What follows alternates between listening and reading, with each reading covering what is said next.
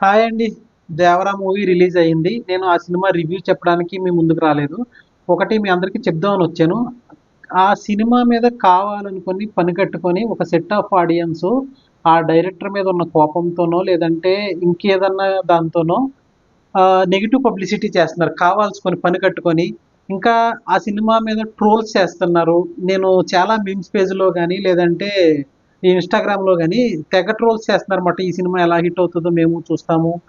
ఇది అని, లేదంటే చాలా మంచి సినిమా తీశాడు. ఇంతకుముందు సినిమాయే బెస్టు, లేదంటే 'ఆచార్య పార్ట్ 2' అని ఇంకా ట్రోల్ చేస్తున్నారు. ఒకటే చెప్తున్నాను. ఆహ్, 'ఆచార్య' అప్పుడు ఏం జరిగిందో ఆహ్, మనకి క్లారిటీ లేదు. ఎవరికీ క్లారిటీ లేదు.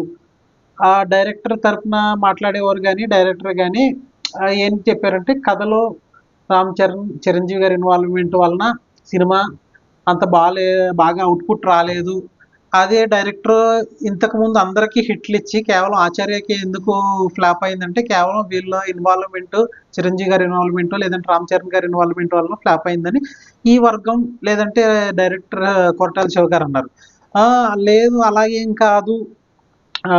ఫ్లాపు తనకి చేతకాక, లేదంటే ఆ డైరెక్టర్‌కి తీయడం రాక ఫ్లాప్ అయింది. ఈ సినిమా 'దేవరా' సినిమా ఎంత బాగా ఆడుతదో, ఎంత హిట్ అవుతదో మనము చూద్దాము అన్నట్టు వీళ్ళంటున్నారు. ఇప్పుడు చిరంజీవి గారు ది మోస్ట్ టాలెంటెడ్ హీరో. అది అవునన్నా కాదన్నా ఒప్పుకోవాల్సిన నిజం. కొరటాల శివ గారు ది మోస్ట్ టాలెంటెడ్ డైరెక్టర్. ఇంతకు ముందు సినిమాలు కూడా చూసాం. సో, ఇప్పుడు ఎవరైతే కొట్టుకుంటున్నారో ఒక 4, 5 ఏళ్ల తర్వాత వాళ్ళు కలిసి మళ్ళీ సినిమా తీస్తారు. చివరికి ఎదవలయ్యేది మాత్రం కొట్టుకున్న ఫ్యాన్స్ మాత్రమే. ఏ ఒకటి చెప్తున్నా. ఆహ్, ఈ కొరటాల శివ గారు is a writer. He is not only the director. Writer ఒకటి మనసులో అనుకోని, ఒక కథ రాసుకొని, దాన్ని కథనం ఇలా నడిపిద్దాము, అలా నడిపిద్దామని ఒక ఇంటెన్షను, లేదంటే ఒక ఆలోచన విధానంతో కథ రాసుకుంటాడు. దానికి తగ్గట్టుగా ఇలా తీయాలనుకుంటాడు.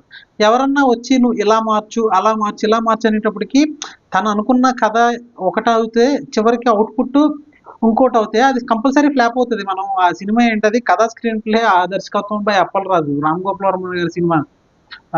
సునీల్ హీరో పెట్టి తీశారు కదా!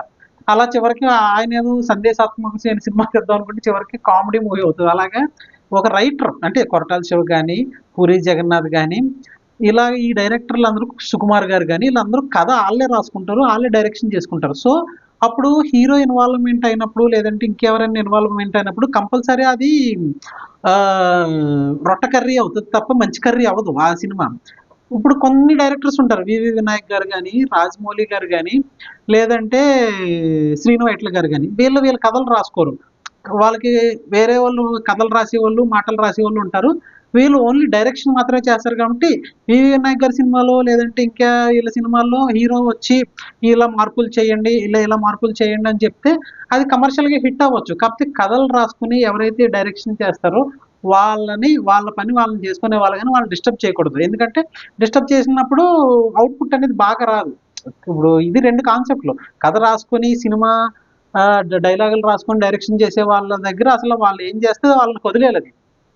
కొంతమందేంటి కథలు రాసుకునే వాళ్ళు వేరుంటారు. డైరెక్షన్ చేసేవాళ్ళు వేరుంటారు. వాళ్ళ దగ్గర నువ్వు నాకు ఇయి కావాలి, అయి కావాలని చెప్పినా అవుట్‌పుట్‌లో కొంచెం పెద్ద తేడా ఉండదు. ప్లస్ ఆర్ మైనస్ 20 డిగ్రీస్ తేడా ఉంటది.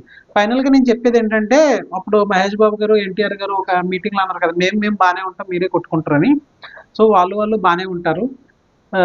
చివరాఖరికి ఈ అరే! అప్పుడేంటి కొట్టాల శివ గారిని మనం ఇలా ట్రోల్ చేసాం. ఇప్పుడేంటి ఈళ్ళిద్దరూ కలిసి సినిమా తీస్తున్నారు అని మీరే ఫీల్ అవుతారు.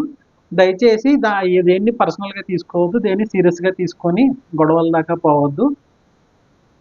పోటీ ఉండాలి కంపల్సరీగా. ఎప్పుడూ అనిపిస్తది. మన హీరో సినిమా అవతల వాడి హీరో సినిమా కన్నా బాగుండాలని. తప్పులేదు. అవతల వాళ్ళ సినిమా పోవాలి అనుకోవడం కూడా తప్పులేదు. కాకపోతే అది కొట్టుకునేదాకా, లేదంటే ఫైట్ చేసుకునేదాకా వెళ్ళకూడదు.